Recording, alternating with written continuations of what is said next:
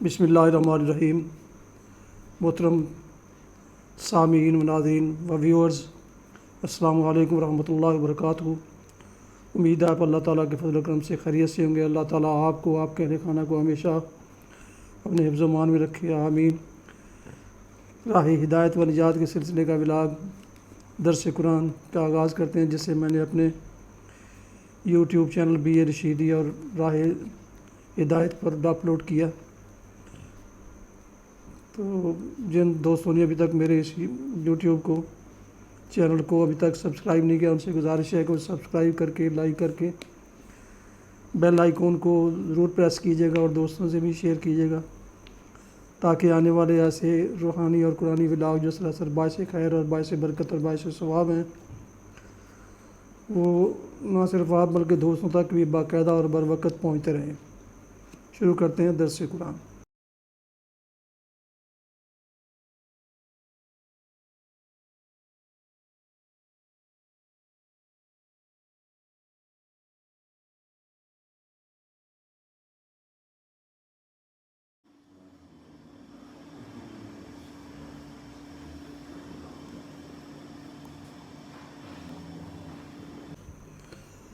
اعوذ باللہ من الشیطان الرجیم، بسم اللہ الرحمن الرحیم۔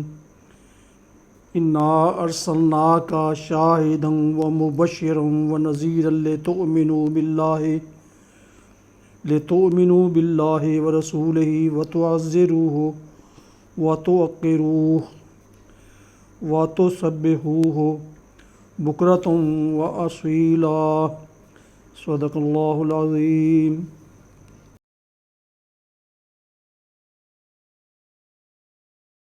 اے پیغمبر علیہ الصلاۃ والسلام، ہم نے تمہیں گواہی دینے والا، خوشخبری دینے والا اور خبردار کرنے والا بنا کر بھیجا ہے، تاکہ اے لوگو تم اللہ اور اس کے رسول پر ایمان لاؤ اور اس کی مدد کرو اور اس کی تعظیم کرو اور صبح و شام اللہ کی تسبیح کرتے رہو۔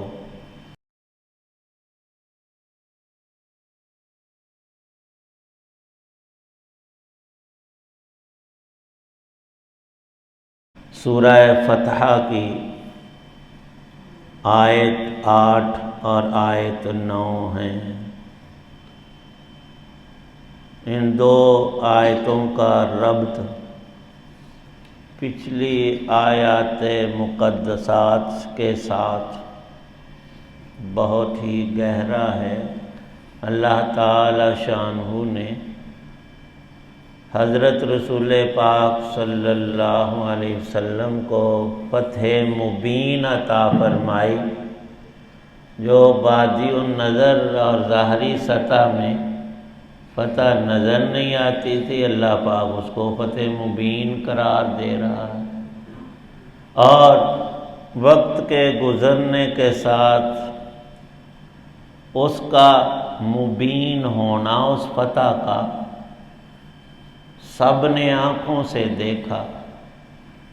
صلح حدیبیہ 6 ہجری ہجرت کے 6 سال میں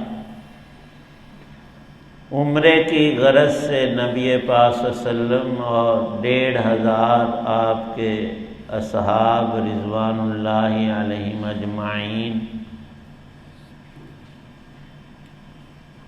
مکے والوں نے ان کو عمرے سے جب روکا اور پھر حدیبیہ کے مقام پر ایک صلح نامہ حضرت رسول پاک صلی اللہ علیہ وسلم اور اہل مکہ کے درمیان طے ہوا، اس میں بظاہر کئی شرطیں بڑی کڑی اور سخت تھیں، اور بظاہر وہ اسلام کے، اہل اسلام کے اوپر دباؤ کو ظاہر کرتی تھیں، لیکن اللہ پاک خیر سے شر کو اور شر سے خیر کو پیدا کرنے کی پوری طاقت رکھتے ہیں اور ان کو قدرت حاصل ہے۔ حق تعالی شانہ نے ایسی برکت اور ایسی رحمت اور ایسی مدد فرمائی، ہر آنے والا دن مسلمانوں کے لیے دین دنیا کی فتوحات اور دنیا اور آخرت کی کرامات کو بڑھانے والا تھا، اور اللہ کی تو ہر بات سچی ہوتی ہی ہے، جو بشارتیں تھیں سب پوری ہونے لگیں۔ تو ایمان والوں کے ایمان میں بھی اضافہ ہوا، جیسے نور اور روشنی تیز، اور اس سے سورج کا بھی یہی اصول ہے، صبح طلوع کے وقت کم روشنی ہوتی ہے، جوں جوں اوپر آتا ہے تو دھوپ بڑھتی جاتی اور اس میں تیزی آتی جاتی ہے، یہاں تک کہ مثال یہ بنی کہ سب سے زیادہ روشن اور نصف النہار جب سورج عین سر کے برابر ہوتا ہے، دوپہر کا وقت، سورج کی پوری آب و تاب اور اس کا یہ اوج، یہ بھی درس دیتا ہے کوئی بھی انسان ایمان کو، عمل صالح کو اختیار کرے اور اس پر مستقیم رہے تو اللہ اس کی نعمت کو بڑھاتے ہیں۔ دنیا کے کام بھی ایسے ہیں، جو شخص محنت سے اپنی زراعت، اپنی تجارت، اپنے کام کاج میں لگا رہے، اللہ پاک اسے ترقی دیتے ہیں، بڑھاتے ہیں۔ جو سست پڑ جائے، ہٹ جائے، رک جائے، وہ اپنا نقصان کرتا۔ تو اہل ایمان نے ایمان میں اضافہ طلب بھی کیا، اللہ نے عطا بھی کیا۔ تو ان دو آیات میں دونوں چیزیں مذکور ہوئیں۔ حضرت رسول پاک صلی اللہ علیہ وسلم کے بارے میں ارشاد ہے اللہ پاک کا، ہم نے آپ کو اپنا رسول اور پیغمبر بنا کر بھیجا ہے، ارسلناک، اور تین باتیں ارشاد فرمائی، شاہدن، مبشرن، نذیرن۔ ہر پیغمبر اپنی امت کے لوگوں پر شاہد ہوتا ہے، گواہ، اور قیامت میں اللہ پاک پوچھیں گے کہ میری رسالت اور نبوت کا تم نے حق ادا کیا؟ کس نے بات مانی تمہارے ذریعے سے اللہ کی اور پھر تمہاری، اور کس نے انکار کیا؟ ہر اللہ کے سچے پیغمبر نے یہ شہادت اللہ کے حضور گواہی دینی ہے کہ یہ جو افراد ہیں یہ ایمان لائے اور فلاں فلاں انہوں نے بات کو مانا نہیں، ٹھکرایا ہے، منکرین رہے تا حیات مرنے تک، اور مرے بھی اسی گمراہی پر۔ تو حضرت رسول پاک صلی اللہ تعالی علیہ وسلم کی حیات مبارکہ کے آخر تک جن لوگوں نے ایمان کو قبول کیا، ان کے سب کے ایمان پر اللہ تو ہر چیز پر گواہ ہے، شاہد ہے، اور ہر چیز اللہ کے سامنے ہے۔ وہ خوش قسمت ترین انسان، مرد و عورت، جن کو ہم صحابہ اور صحابیات کہتے ہیں، ان کے ایمانوں پر حضرت رسول پاک صلی اللہ علیہ وسلم اللہ کے حضور قیامت میں عدالت میں گواہی دیں گے، یہ ایمان والے۔ اور اس زمانے کے کافر کتنے بدتر ہیں کہ اللہ کے رسول ان کے بارے میں گواہی دیں گے کہ یہ کفر پر جمے رہے اور مرے اور ہلاک ہوئے۔ شاہدان، اور ساری ہی امت کے لیے حضرت رسول پاک صلی اللہ تعالی علیہ وسلم مبشر ہیں، بشارت اور خوشخبری دیتے ہیں، اور ایسی خوشی اگر دل میں ایمان ہو، انسان کو کہیں سے کبھی بھی ساری زندگی میسر نہیں آتی۔ یوں تو ہم دنیا کی رونق، اس کی چہل پہل چیزوں میں خوشی پاتے ہیں، لیکن ایمان اور نیکی کی ایک الگ خوشی ہے، وہ مومن کے لیے یہاں بھی ہے، برزخ، قیامت، اور پھر جنت کی صورت میں اس کی تکمیل ہے۔ اگر ہم غور و فکر کریں قرآن پاک کے مضامین، حضرت رسول کریم صلی اللہ تعالی علیہ وسلم کی تعلیمات میں فکر کریں، تو آخرت کا عذاب تو رہا ایک طرف، اس سے تو بچیں گے ہی، گناہوں سے جو بچیں گے، لیکن ایک ایمان کی مٹھاس اور لذت اور خوشی ابھی مومن کے دل میں ایسی پیدا ہو جاتی ہے کہ دنیا کے کسی نقصان رنج و غم کے مداوے کے لیے وہی مرہم کافی ہے اس زخم کو پورا کرنے کے لیے۔ اس کی بے شمار مثالیں ہیں۔ سب سے بڑا دکھ انسان کو رنج اور قلق ہوتا ہے، بڑی محنت سے کمائی کی اور وہ رقم اور وہ مال ضائع ہو گیا، ڈاکو لے اڑے، کسی نے چھین لیا، دھوکے بازی سے ہتھیا لیا، یا کسی عزیز قریب ترین کی وفات ہو گئی۔ اولاد، ماں باپ، جو انسان کے بہن بھائی قریب، ان کا رنج سب سے زیادہ ہوتا ہے۔ لیکن ایمان بندے کو وہاں پر کیا کام دیتا ہے کہ یہ جدائی، یہ وفات عارضی ہے۔ روحیں جنود مجندہ، ان کی ملاقات ہے موت کے بعد، وہ ایک دوسرے سے بات چیت بھی کرتے ہیں۔ اور پھر جنت کا پہلو سوچ کر ہم تو کہتے ہیں مر گیا اور جمعرات کو ختم میں یہ حلوہ پسند کرے، گاجراں دا حلوہ بڑا پسند سی، اندے تے ختم دعا نہیں، وہاں تو اللہ کی اتنی عظیم اور عجیب اور اعلیٰ تر نعمتیں ہیں، دنیا کی چیزیں کچھ بھی نہیں۔ پر ہم سوچے تو تب ہے نا کہ وہ ایمان والا، عمل صالح والا تھا تو ایسی موج اور بہار میں کہ اس کا تصور بھی ناممکن ہے۔ ہاں، جو ہمیں ڈر لگتا ہے ہائے مر جائیں گے اور قبر میں کیا، وہ اصل میں گناہوں کا ڈر ہوتا ہے جو ہم نے برے کرتوت کیے۔ تو اللہ کے نبی جو ہوتے ہیں وہ خوشی کی خبر دیتے ہیں، اور وہ سب سے بڑی خوشی جنت کی اور اللہ کے دیدار کی بتاتے ہیں، تمہیں نصیب ہوگا۔ اور مومن تو کسی حال میں بھی خیر سے خالی نہیں۔ فرمایا رسول اقدس صلی اللہ علیہ وسلم نے، جب کوئی تنگی تکلیف پریشانی آتی ہے، مومن صبر کرتا ہے کہ میرا رب راضی ہو تو اسے اجر ملتا ہے، اور جب نعمت پاتا ہے تو شکر کرتا ہے، اکڑتا نہیں کہ میرے رب نے مجھے یہ نعمت دی ہے۔ فرمایا کہ دونوں اعتبار سے مومن کی بھلائی اور خیر اس کو حاصل ہو جاتی۔ تیسری بات ارشاد ہے کہ اللہ کے پیغمبر جہاں گواہی دیں گے اہل ایمان کے ایمان اور کافروں کے کفر پر، دنیا ہی میں وہ بشارت دیتے ہیں، خوشی کی خبر سب سے بڑی ایمان اور عمل صالح پر۔ اور تیسری بات کہ وہ انذار بھی کرتے ہیں، انسان کو خبردار کرتے ہیں، اگر اللہ کی نافرمانی کی، اس کی ذات و صفات میں شرک اور کفر کا ارتکاب کیا تو تیرا گناہ بندے تیرے پر لادا جائے گا اور تجھے دوزخ کا ایندھن بنایا جائے گا۔ سب سے پہلے تیری اپنی ذات ہے، اپنا نفس۔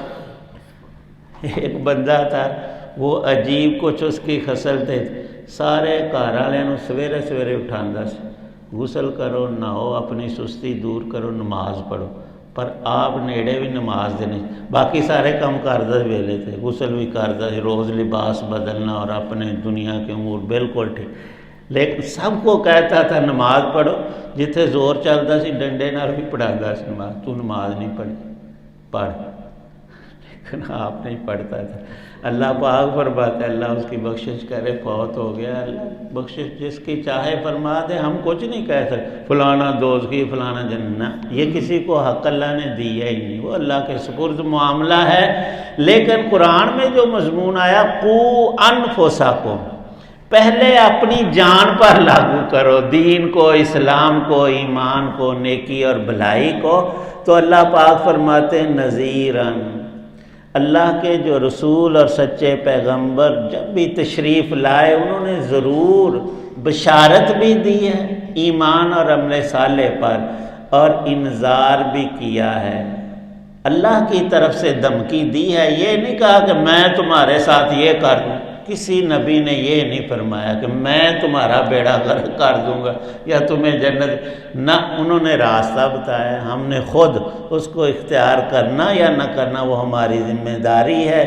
آگے لِتُؤْمِنُوا بِاللَّهِ، یہ سلسلہ کیوں ہے، اس کی علت دوسری آیت میں انشاءاللہ العزیز کل پڑھیں گے۔ وآخر دعوانا الحمدللہ رب العالمین والصلاة والسلام علی رسولہ النبی الکریم، اللہم صلی علی سیدنا محمد النبی الامی وآلہ بارک وسلم۔ یا رب کریم ہمارے سب اعمال صالحہ قبول و منظور فرما، اخلاص عطا فرما، سنت کی پابندی نصیب، سب گناہوں کو معاف فرما، سب مسلمانوں کو پانچوں نمازوں پہ استقامت، سب فرائض کی ادائیگی کی توفیق عنایت فرما۔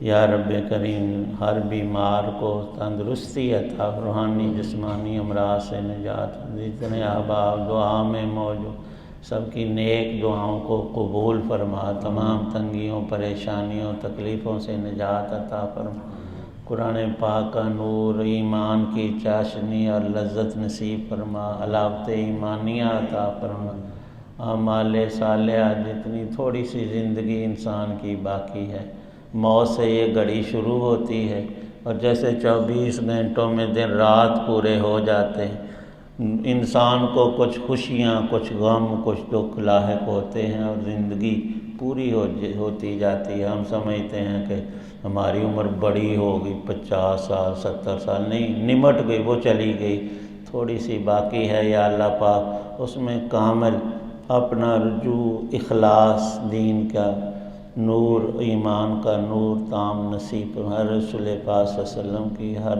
سنت پر عمل کرنے کی توفیق، تمام حرام کاموں باتوں چیزوں سے پرہیز کرنے کی توفیق اور مرحمت فرما۔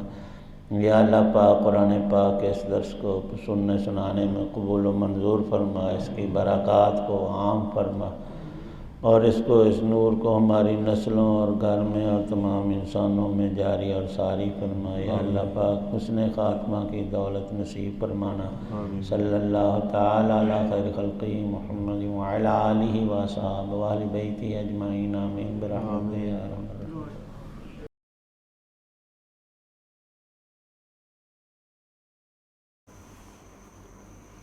ابھی آپ سماعت فرما رہے تھے راہ ہدایت و نجات کے سلسلے کا ولاگ درس قرآن، جس میں آج سورہ الفتح کی آیات مبارکہ 8 اور 9 کی تلاوت، ترجمہ اور تفسیر بیان کی گئی۔